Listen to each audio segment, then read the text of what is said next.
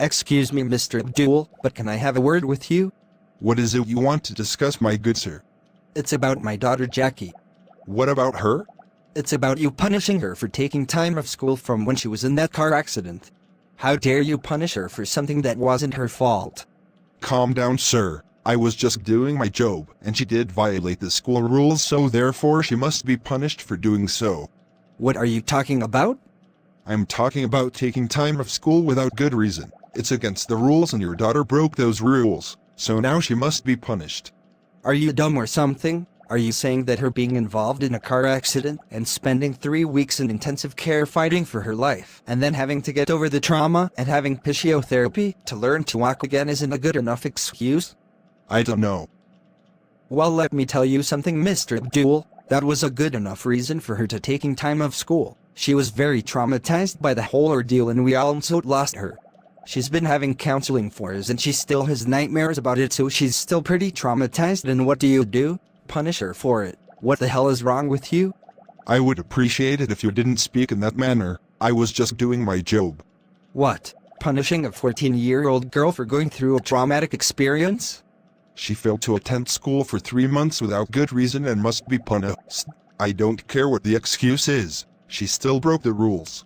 Oh my freaking god, how ignorant are you? I've just told you why she didn't come to school. Didn't you even listen to what I said? Of course I did, but it's still not good enough. She shouldn't have gotten herself into that car crash. It's her own fault for getting in the car in the first place.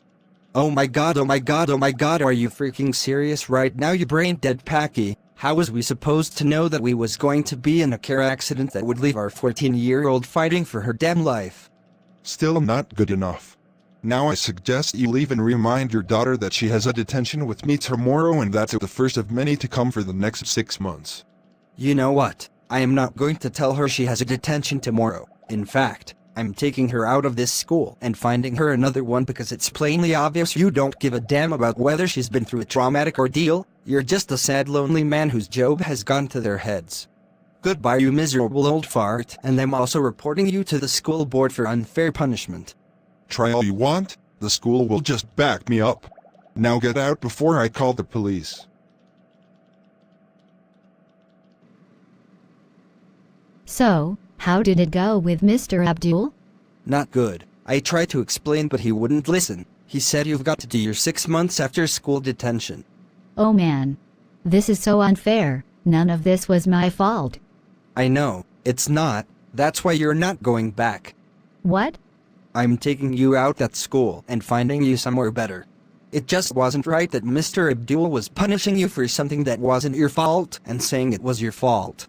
What? He said it was my fault for being in that crash. Yes, he did. He said you shouldn't have gotten in the car in the first place.